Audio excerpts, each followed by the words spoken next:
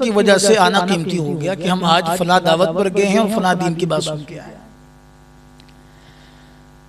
تو مقصد جب تک سامنے نہ ہو تو پھر انسان کا آنا اور جانا اس کی کوئی قدر و قیمت نہیں. ساری مخلوقات اس کائنات کے حسن کے لیے ہیں، ان کے پیدا کرنے کا کوئی خاص مقصد نہیں سوائے انسان کو نفع پہنچانا. لیکن انسان کو اللہ نے اپنی ذات کے لیے بنایا وَمَا خَلَقْتُ الْجِنَّ وَالْإِنسَ إِلَّا لِيَعْبُدُونَ. تو پھر اس آنے کا مقصد بھی چونکہ اعلیٰ اور افضل ہے اس لیے انسان بھی قیمتی ہو گیا. وَلَقَدْ كَرَّمْنَا بَنِي آدم، ہم نے انسان کو تمام مخلوقات پر فضیلت عطا فرما دی، اس کو عزت سے نواز دیا. یہ اعزاز اس لیے مل گیا کہ اس کو ہم نے خاص مقصد دیا ہے. پھر آنے کے اعتبار سے آدم علیہ السلام سے لے کر آپ تک سارے انبیاء تشریف لے کر آئے، امتیں آئیں.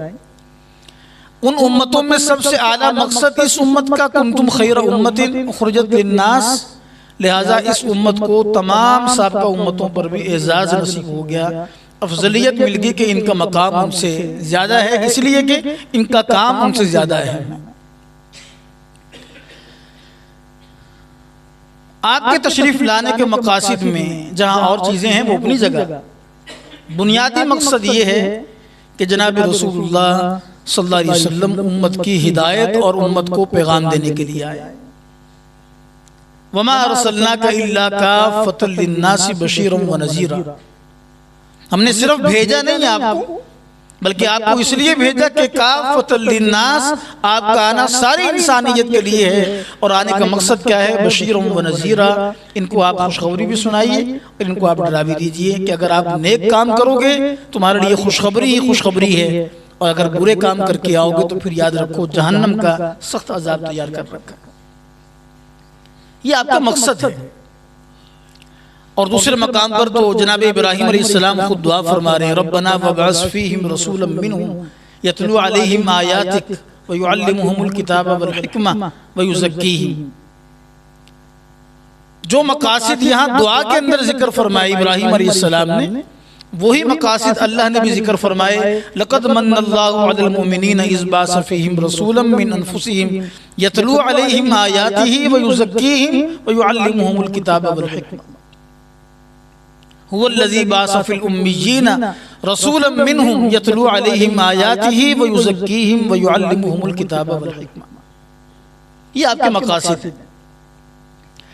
اب چونکہ ٹائم کم ہے اس پر لمبی بات ہو سکتی کہ مقاصد کیا ہیں، میں صرف نام لے دیتا ہوں تاکہ بعد میں آپ غور فرما لیجئے. آپ کے تشریف لانے کا بنیادی مقصد یتلو علیہم آیاتہ، قرآن کی آیتوں کی تلاوت کرنا. یہاں چلتے چلتے یہ بات بھی سمجھ لیجیے جو آج کل بعض لوگ کہتے ہیں بے وقوف اور نادان قسم کے افراد کہ جی بچے قرآن پڑھا دیا، طوطے کی طرح پڑھنا شروع کر دیا، کیا فائدہ پڑھنے کا جب تک آپ نے سمجھا ہی نہیں، اس کو مطلب پتہ نہیں ہے، ترجمہ یاد نہیں ہے، مفہوم یاد نہیں ہے، تو پڑھنے کا فائدہ کیا ہوا؟ تو یاد رکھیے گا یتلو علیہم آیاتہ، آپ کے تشریف لانے کا پہلا مقصد ہی یہ بیان ہوا کہ آپ کا کام یہ ہے کہ آپ قرآن کی آیتیں تلاوت کر کے سنائیے. اب تلاوت کسے کہتے ہیں؟ تلاوت کسے کہتے ہیں؟ ترجمہ پڑھ لیا جائے؟ نہیں. تلاوت کیا ہے کہ جس طرح جناب جبرائیل اللہ کی جانب سے وحی لے کر آئے اور پھر آپ صلی اللہ علیہ وسلم کے قلب اطہر پر قرآن کو نازل فرمایا، اور پھر جس طرح اللہ کے رسول صلی اللہ علیہ وسلم نے قرآن پڑھ کے سنایا ویسے پڑھنا، عربی زبان کے اندر جیسے لے کر آئے، جیسے آپ نے امت کو دیا ویسے قرآن پڑھنا. یہ تلاوت قرآن. نماز میں قرات کرنا فرض ہے. تو کبھی کوئی آدمی سورہ فاتحہ الحمدللہ رب العالمین الرحمن الرحیم یہ نہ پڑھے، بلکہ یوں پڑھ لے تمام تعریفیں اللہ کے لیے جو سارے جہانوں کا پروردگار ہے، بڑا مہربان رحم کرنے والا ہے، وہ قیامت کے دن کا مالک ہے، ایاک نعبد، آیت نہ پڑھے، ترجمہ یوں پڑھتا جائے، نماز ہوگی نہیں ہوگی؟ آپ سارے حضرات بولنے عام مسئلہ ہے، نماز ہوگی یا نہیں؟ کیوں؟ اس نے تلاوت قرآن کا اہتمام نہیں کیا، اس نے ترجمہ پڑھ لیا. ترجمہ قرآن نہیں ہے. قرآن کسے کہا جائے گا؟ الحمدللہ رب العالمین. اس کو ایسے ہی پڑھنا ہے، الحمدللہ رب العالمین الرحمن الرحیم مالک یوم الدین. قرآن کو ایسے ہی پڑھنا جس طرح کی جناب جبرائیل لے کر آئے اور جس طرح پھر آپ صلی اللہ علیہ وسلم نے امت کو پڑھ کے سنایا عربی زبان میں. خود فرمایا کہ بلسان عربی مبین. قرآن کیسے آیا؟ عربی زبان میں آیا. تو قرآن مجید کو عربی زبان میں نازل فرمایا، عربی زبان میں جناب جبرائیل لے کر آئے، عربی زبان میں آپ نے پڑھ کے سنایا. بس ایسے ہی قرآن کو پڑھنا تلاوت قرآن ہے. یہ قرآن کا بنیادی اور پھر اللہ کے رسول کی تشریف لانے کا بنیادی مقصد ہے. تو پہلا کام کیا ہے؟ یتلو علیہم آیات، قرآن کی آیتوں کی تلاوت کرنا، یعنی قرآن کے الفاظ کو پڑھنا. آپ نے وہ مشہور روایت سن رکھی ہے جس میں اس بات کا ذکر فرمایا صلی اللہ علیہ وسلم نے کہ جو آدمی قرآن پڑھتا ہے تو اللہ کی جانب سے اسے ہر حرف کے بدلے میں 10 نیکیاں عطا کی جاتی. اس بات کو ذکر فرمانے کے بعد حضور نے خود فرما دیا، شاید آج کے حالات کی خبر ہو، اللہ کی جانب سے پہلے بتا دیا گیا ہو کیسا ہوگا. تو خود ہی فرما دیا کہ لا اقول الف لام میم حرف واحد، میں یہ نہیں کہتا کہ الف لام میم ایک حرف ہے، بل الف حرف لام حرف میم حرف. بتا رہا ہوں کہ الف ایک حرف ہے، لام ایک حرف ہے، میم ایک حرف ہے. اب دنیا میں کوئی آدمی بتا دے کہ الف کا مطلب کیا ہے، لام کا مطلب کیا ہے، میم کا مطلب کیا ہے، بلکہ الف لام میم کا مطلب کیا کو بتا دے دنیا کے اندر. تمام مفسرین حروف مقطعات الف لام میم، الف لام را، الف لام میم را، الف لام میم صاد وغیرہ، ان تمام حروف مقطعات کے بعد ترجمہ یہ کرتے ہیں کہ ھذا سر بین اللہ و رسولہ، یہ راز ہیں اللہ اور اللہ کے رسول کے درمیان. ترجمہ پتہ ہی نہیں کسی کو. جن علماء نے ترجمہ کیا ان کی رائے ہے، اپنی رائے ہے کہ ایسا ہو سکتا ہے، ورنہ اللہ عالم بمرادی، اس کی مراد اللہ ہی جانتے ہیں بس. تو جس لفظ کا الف لام میم کا ترجمہ کوئی نہیں جانتا، اس کے بارے میں آپ فرما رہے ہیں کہ الف پر 10 نیکیاں، لام پر 10 نیکیاں اور میم پر 10 نیکیاں. بلکہ بعض علماء نے فرمایا کہ الف، اگر الف کو الف لکھیں، صرف الف نہیں بلکہ الف حمزہ لام اور فا، لام الف لا اور میم، اگر اس طرح لکھیں تو الف لام میم یہ 9 حرف بن گئے. گویا جس آدمی نے الف لام میم پڑھا اس کو 90 نیکیاں مل. اب یہ نیکیاں کس میں مل رہی ہیں؟ قرآن کے الفاظ کو پڑھنے پر، تلاوت قرآن پر. تو پہلا مقصد تلاوت قرآن، اور دوسرا مقصد فرمایا یتلو علیہم آیاتہ یزکیہم ویعلمہم الکتاب والحکمہ. دوسرا مقصد یزکیہم، تزکیہ کیا ہے؟ باطن کی جو برائیاں ہیں اور بیماریاں ہیں ان کی صفائی کرنا. انسان کو جسمانی بیماریوں کے ساتھ ساتھ روحانی بیماریوں کا علاج بھی کروانا چاہیے اور کرنا چاہیے. جس طرح اللہ نے جسم کی غذا کا انتظام کیا، روح کی غذا کا بھی انتظام کیا. جسم کس سے بنا؟ مٹی سے. تو جسم کی غذا بھی مٹی سے، غلہ ہو، گندم ہو، چاول ہو، پھل ہو، جو چیز بھی ہے کہاں سے آ رہی ہے؟ جی مٹی سے. انسان کا جسم مٹی سے بنا، اس کی غذا بھی مٹی سے اللہ نے غیبی انتظام فرما دیا، اور بلکہ انسان کے آنے سے پہلے سارا انتظام کر دیا. اور انسان کے جسم کے اندر دوسری چیز کیا ہے؟ جسم کے ساتھ روح. روح کہاں سے آئی؟ یسألونک عن الروح قل الروح من امر ربی. روح اللہ کی جانب سے ہے، لہٰذا اس روح کی غذا کا بھی انتظام اللہ کی جانب سے ہوا، اور وہ قرآن کی صورت میں ہوا. جس طرح جسم کی پرورش ضروری ہے، خوراک ضروری ہے، بیماری آ جائے تو علاج ضروری ہے، اسی طرح روح کی آبادکاری بھی ضروری ہے، اس کی خوراک کا بھی انتظام کر دیا. اور بیماری آ جائے تو بولو بھائی اس کا بھی علاج ضروری ہے. اسے کہتے ہیں یزکیہم، کہ انسان کے باطن کا تزکیہ کر دیا جائے. اور تیسرا مقصد بیان فرمایا کہ یعلمہم الکتاب والحکمہ، کہ آپ امت کو کتاب و حکمت کی تعلیم عطا فرمائیں، کتاب و حکمت سکھائیں. اب یہاں پھر وہی بات میں عرض کر دیتا ہوں، ایک ہی آیت میں مختلف اشیاء بیان کی جا رہی ہیں. یتلو علیہم آیاتی، تلاوت قرآن. یعلمہم الکتاب، کتاب سے مراد کیا ہے؟ قرآن مجید ہے. تو کتاب کی تعلیم ایک ہی آیت میں 2 الفاظ جدا جدا ہے، یتلو علیہم آیاتی یعلمہم الکتاب. اس سے معلوم یہ ہوتا ہے کہ تلاوت قرآن اور ہے، تعلیم قرآن اور ہے. تلاوت قرآن کیا ہے؟ قرآن کے الفاظ کو پڑھنا، اور تعلیم قرآن میں ساری باتیں شامل ہیں، قرآن کے الفاظ بھی ہیں، قرآن کا ترجمہ بھی ہے، قرآن کی تشریح اور تفسیر مفہوم بھی ہے، اور قرآن کے معانی اور مفاہیم کے ساتھ عمل کرنا، ساری باتیں قرآن کی تعلیم کے اندر شامل ہیں۔ اب ظاہری سی بات ہے کہ اگر ان چیزوں کو دیکھا جائے تو کیا سمجھ آتا ہے کہ ان چیزوں کا تعلق تو خالص اللہ کے ساتھ ہے۔ تلاوت کیا ہے؟ کتاب اللہ کی۔ تزکیہ کیا ہے؟ انسان کے باطن کا کس سے ہوگا؟ قرآن سے ہوگا۔ اور تعلیم و کتاب و حکمت، تعلیم کس کی ہے؟ قرآن کی۔ سب باتیں تو اللہ کے ساتھ منسوب ہیں۔ اللہ کے رسول کس لیے ہیں؟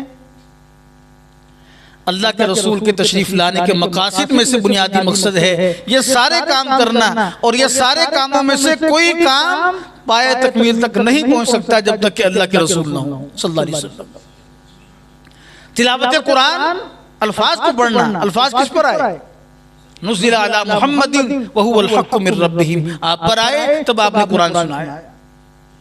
تزکیہ قرآن، باطن کا تزکیہ نفس، باطن کا تزکیہ کرنا کس نے کر کے دکھایا؟ مزکی کون ہے؟ اللہ کے نبی ہیں، آپ نے کر کے دکھایا، صحابہ کرام کا علاج کیا، لہٰذا معلوم ہوا کہ تزکیہ کیا ہے۔ جب تک اللہ کے نبی نہ ہو تزکیہ معلوم نہیں ہوتا۔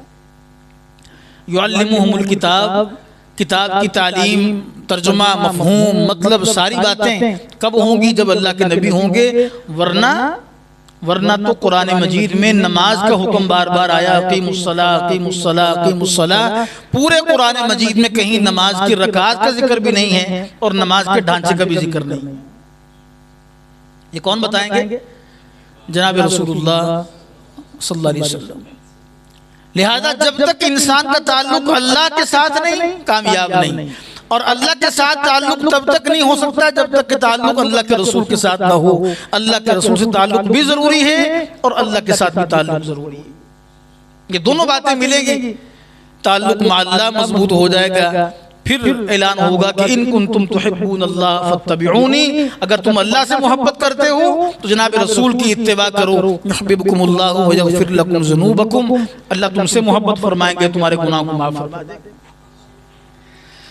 سو اس لیے بھائی بس آپ سے مختصر گزارش یہی ہے کہ آئے تو آپ دعوت کے لیے ہیں، کھانے پینے کے لیے ہیں، اللہ آپ کا آنا قبول فرمائے، یہ ہمارا آنا بھی عبادت بن جائے، ہمارا ملنا بھی ایک حصہ بن جائے دین کا۔ اور وہ وہی جو بیان فرمائی آپ صلی اللہ علیہ وسلم نے کہ بڑی ہی نامبارک اور برائی کے الفاظ بددعا فرمائی اس مجلس کے لیے کہ جس مجلس میں سب کچھ ہو اللہ کے نبی کا ذکر نہ ہو صلی اللہ علیہ وسلم۔ تو ہم اس سے بچ جائیں کہ ہماری مجلس اللہ کے نام کے ساتھ ہو، اللہ کے رسول کے نام کے ساتھ ہو، آپ کی محبت کے ساتھ ہو۔ تو اس کام کے لیے ہم نے یہ سب کچھ کیا ہے۔ اب دعا ہے کہ اللہ مجھے اور آپ کو ان باتوں کو سمجھنے کی اور اس پر عمل کرنے کی توفیق عطا فرمائے۔ جہاں پر آپ تشریف فرمائے ہیں، ادارہ بھی آپ جانتے ہیں، اس ادارے میں ہونے والے کام، بچوں کو پڑھنا، قرآن مجید پڑھنا اور پڑھانا، یہ بھی آپ جانتے ہیں۔ تو اپنے اوقات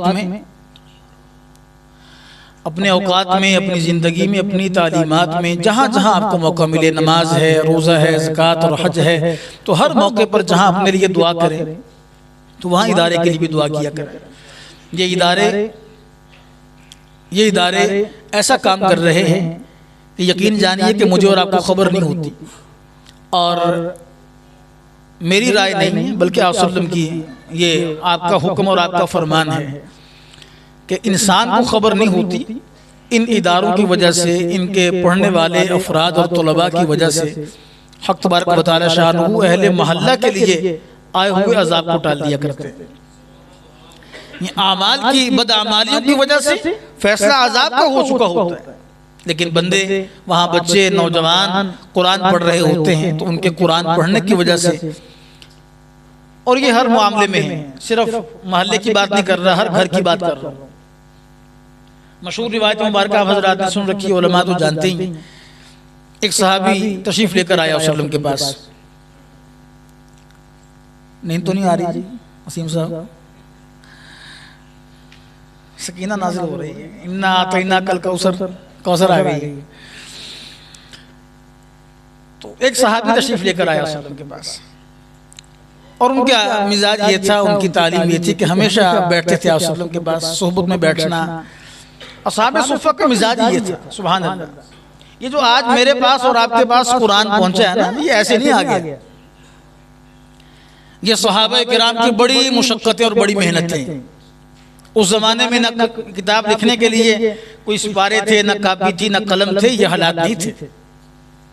اصحاب صفہ، یہ حضرات صحابہ کرام کی وہ جماعت تھی جو ہر وقت اللہ کے نبی کے پاس مسجد نبوی میں بیٹھے ہوتے تھے. نہ کمانا، نہ کھانے کی فکر، نہ پینے کی فکر. اور ان کے کھانے پینے کا انتظام بھی صحابہ کرام کیا کرتے تھے، جس طرح یہاں ہمارے ہاں طلباء کے کھانے کا انتظام کرتے ہیں اہل محلہ. جب آگیا کھا لیا، جب مل گیا تو کھا لیا، فاقہ ہے تو فاقہ ہے، پیاس ہے تو پیاس ہے. ایک دن گزر گئے، 2 دن گزر گئے، جب مل گیا بس آگیا تو کھا لیا. کھانے کے لیے باہر نہیں جایا کرتے تھے. اور مقصد کیا تھا؟ مقصد ایک ہی تھا، کہیں ایسا نہ ہو کہ ہم باہر چلے جائیں اور اللہ کے نبی علیہ وسلم پر کوئی وحی نازل ہو جائے اور ہم اس سے محروم ہو جائیں. بیٹھے ہوئے دیوانوں کی طرح. جناب سیدنا ابو ہریرہ فرماتے رضی اللہ تعالیٰ عنہ کہ میں ایسے ہی بیٹھتا تھا، ایسے ہی میرا حال تھا. بعض اوقات مجھے غشی طاری ہو جاتی، دورہ پڑ جاتا. لوگ سمجھتے بھی شاید مرگی کی وجہ سے ہو گیا، فلاں بیماری آ گئی، فلاں بیماری ہوگی. فرمایا اللہ کی قسم کوئی مجھے بیماری نہیں تھی، کوئی دورے نہیں پڑتے تھے، کوئی جنات وغیرہ کا مسئلہ نہیں تھا. بس بات ایک تھی کہ جب بھوک اور پیاس حد سے بڑھ جاتی تو میں بھوک کی وجہ سے نڈھال ہو کر بے ہوش ہو گر جایا کرتا تھا. تو یہ حضرات اس طرح قرآن مجید کو حاصل کرنے کے لیے بیٹھتے تھے. یہ تو بیٹھ گئے چند حضرات تھے. ان کا کام تھا جب کوئی آیت نازل ہوتی اور پھر آپ صلی اللہ علیہ وسلم بتا دیتے بھی یہ وحی جو آئی ہے، یہ آیت فلاں صورت میں فلاں آیت کے بعد پڑھی جائے گی. یہ اس کو یاد کر لیا کرتے تھے. پھر یہ حضرات جب کبھی یہاں سے نکلتے، باقی حضرات جو کام کے لیے گئے ہیں وہ آتے، وہ ان سے یاد کر لیا کرتے تھے. پھر جو صحابہ کرام تاجر تھے، ملک شام جا رہے ہوتے یا کسی اور ملک میں جا رہے ہوتے تو راستے میں جو دیہات ہیں، جو اور بستیاں ہیں، وہاں کے لوگ انتظار میں بیٹھے ہوتے کہ مدینے سے قافلہ آنے والا ہے. وہ اپنی بستیوں سے نکل کر راستوں کے کناروں پہ آ کے بیٹھ جاتے بھی جب کوئی مدینے سے قافلہ آئے گا، مہینے بعد، 20 دن کے بعد، 2 مہینے کے بعد، 6 مہینے کے بعد انتظار میں بیٹھتے. جب کوئی قافلہ آتا تو ان سے ملاقات کر کے پوچھتے بتاؤ جی گزشتہ 4 مہینے میں، 3 مہینے میں، 6 مہینے میں کون کون سی وحی نازل ہوئی، ہمیں قرآن سناؤ، ہم بھی یاد کر لیتے ہیں. چنانچہ وہ اس طرح پڑھاتے، یہ ساتھ چلتے چلتے جاتے اور یاد کرتے. اس طرح یہ حضرات بھی قرآن کی آیتوں کے محافظ بن جاتے. ایک زمانہ یوں گزرا. پھر جناب سیدنا ابو بکر کے دور میں وہ جنگ پیش آئی، صحابہ کرام شہید ہوئے. پھر اس کے بعد جناب سیدنا عمر کے زمانے میں فیصلہ ہوا جمع کیا جائے. جناب سیدنا عثمان غنی کے دور میں باقاعدہ جمع ہو کر کتابی شکل میں اس کو جو ہے دنیا کے اندر شائع کر دیا گیا. 2-4 نسخے بنائے گئے، ان کو روانہ کر دیا گیا. پھر حالات یہ ہوئے کہ صحابہ کرام کے بعد کا زمانہ آیا، رفتہ رفتہ کمزوری بھی آتی چلی گئی. پھر ایک سے دوسرے گھر میں، تیسرے گھر میں، چند علاقوں میں ایک قرآن مجید لکھا جاتا، اس کو پڑھا جاتا. اور پھر وہ کام آیا جو ہم آج کل کر رہے ہیں بطور رسم و رواج کے. وہ کیا کام آیا؟ پھر کسی گھر میں جب بیٹی پیدا ہو جاتی تو ماں باپ اپنی بیٹی کو سب سے قیمتی تحفہ اور انعام دینے کے لیے بیٹی کے پیدا ہونے کے ساتھ ہی اپنے ہاتھوں سے قرآن مجید لکھنا شروع کر دیا کرتے تھے. بیٹی 10-15 سال 20 سال کی نکاح کے قابل ہو جاتی تو پھر ماں باپ بیٹی کو جہیز میں سب سے قیمتی چیز وہ نسخہ قرآن دیتے کہ بیٹی جا رہی ہو اپنے گھر میں یہ قرآن لے جانا، اس کو پڑھتے رہنا. یہ اس طرح قرآن ہم تک پہنچا. اور آج تو ہمارا بس سبحان اللہ شادی ہو گئی، سارے کام ہو گئے، جہیز بھی ہو گیا، برات بھی آ گئی، اب دوڑ لگ جاتی قرآن لے کے آؤ بھاگ کے مارکیٹ سے، بازار سے، اور قرآن کو لا کے پھر قرآن کے سائے میں اس کو گھر سے باہر روانہ کرتے ہیں بیٹی کو، دلہن کو، کہ جی لے کے جا رہے ہیں. ساری زندگی قرآن نہ پڑھا نہ سمجھا اور آخر میں یہ کام جب شروع ہوا تھا اس کا مزاج یہ تھا، معیار یہ تھا کہ بیٹی ہے جائے گی وہاں اولاد ہوگی، پورے گھر میں پورے خاندان میں پتہ نہیں قرآن ہو کہ نہ ہو، کیسے پڑھے گی. لہٰذا ماں باپ بیٹی کے پیدا ہونے کے ساتھ ہی قرآن لکھنا شروع کر دیا کرتے تھے. جب بیٹی نکاح کے قابل ہوتی تو سب سے قیمتی چیز بیٹی کو قرآن کا تحفہ دیا جاتا تھا. مشہور واقعہ بھی آپ نے سن رکھا نا امام صاحب کے زمانے کا. کسی آدمی نے قسم اٹھا لی کہ اللہ کی قسم میں اپنی اولاد کو دنیا کی سب سے بڑی دولت، سب سے بڑے انعام جو بھی ہو سکتا ہے میں سب کچھ جہیز میں دوں گا، ورنہ میری بیوی کو طلاق۔ اب جناب وقت آیا تو حالات نہیں، پریشان ہو گیا ابھی کیا بنے گا، بیٹی گھر سے جائے گی اور بیوی گھر سے نکل جائے گی، طلاق ہو جائے گی نا۔ بھاگتا بھاگتا آئے امام صاحب کے پاس، پوچھا جی کیا کروں؟ فرمایا بیٹی کو جہیز میں قرآن دے دینا، اس کائنات میں قرآن سے بڑی دولت کوئی نہیں ہے، جب تم نے بیٹی کو جہیز میں قرآن دے دیا سمجھ لو کہ تم نے قسم پوری کر دی ہے، اب تم پر کوئی طلاق باقی نہیں ہوگی۔ یہ قرآن کا یہ انداز تھا اس دنیا میں آنے کا۔ یہ ہم تک آج جو ایک وقت تھا کہ جب قرآن مجید موجود نہیں تھے اور پڑھنے والے سارے تھے، اور ہماری الماریوں میں قرآن اتنے پڑھے جناب کھولنے والا کوئی نہیں، پڑھنے والے کوئی نہیں۔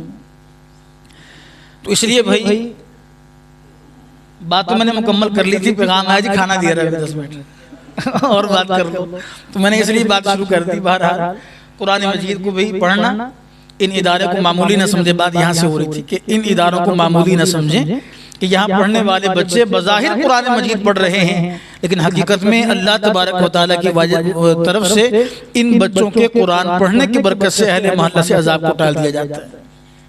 تو میں نے واقعہ ذکر یہ کر رہا تھا کہ صحابی علیہ وسلم کے پاس بیٹھتے تھے، قرآن پڑھتے تھے، قرآن سیکھتے تھے، دوسرے بھائی کام کرتے تھے، کاروبار تھا، تجارت تھی، تو یہ گھر میں جاتے تو جا کر لڑائی شروع ہو جاتی، بھائی کہتا بھی تم عجیب آدمی یار، صوفی بن گئے، ہر وقت ہی بیٹھے مسجد نبوی میں، اللہ کے نبی کے پاس، یہ کمانا کس نے، کھائے گا کون، بیوی بچے ہیں، کیا ہوگا، کیسے ہوگا۔ چنانچہ یہ صاحب اس حال میں پریشان ہو کے تشریف لے کر آئے آپ صلی اللہ علیہ وسلم کے پاس اور آ کر عرض کیا جی بھائی یوں بولتا ہے، ڈانٹتا بھی ہے، گھر میں لڑائی بھی ہوتی ہے، اور کہتا بھی تم عجیب کام میں لگ گئے ہو۔ فرمایا کہ اچھا بلاؤ اس کو، بلا لیا بھائی، پوچھا کیا بات ہے، عرض کر دیا حضور یہ کماتا ہوا تھا کچھ نہیں، گھر میں بیوی بھی ہے، بچے بھی ہیں، سارا کام میں ہی کرتا ہوں، یہ کمانے کے لیے کچھ نہیں ہے، بس کھانے کے لیے۔ تو احادیث میں روایت موجود ہے کہ آپ نے فرمایا اچھا بھائی تم کیا سمجھتے ہو کہ تم کھلا رہے ہو، حقیقت میں شاید اللہ تبارک و تعالیٰ اس کے بیٹھنے کی برکت سے تم سب کو کھلا رہے ہو۔ معاملہ یہ نہیں کہ تم کھلا رہے ہو، یہاں بیٹھا ہوا ہے، بلکہ معاملہ اصل یہ ہے کہ اللہ اس کی برکت سے تمہیں سب کو کھلا رہا ہے۔ تو بھئی معاملہ یہی ہے، ہم سمجھتے ہیں بھی یہ پوری قوم کا مال کھا رہے ہیں، حقیقت میں اصل بات یہ کہ اللہ ان کی برکت سے آپ کو کھلا رہا ہے، ورنہ چھوڑا کوئی نہیں حال اب تک ماشاءاللہ، جو بھی آیا کمال کر دیا اس نے، وہاں سے کھایا کہ سوچنے کی تصور بھی نہیں ہے۔ اب تک دنیا بھی سوچتی ہے بچے کیسے ہوئے ہیں، یہ بچے ہوئے ہیں ان معصوم بچوں قرآن پڑھنے کی وجہ سے۔ اللہ مجھے اور آپ کو ان باتوں کو سمجھنے کی، اس کے مطابق عمل کرنے کی توفیق عطا فرمائے، قرآن سے محبت نصیب فرمائے، قرآن والوں سے محبت نصیب فرمائے، اور ان بچوں کے جو پڑھ رہے ہیں ان کی قدر کرنے کی اور ان کے ساتھ محبت کرنے کی، ان کے لیے دعاؤں کا اہتمام کرنے کی توفیق عطا فرمائے۔ دعا فرمائے۔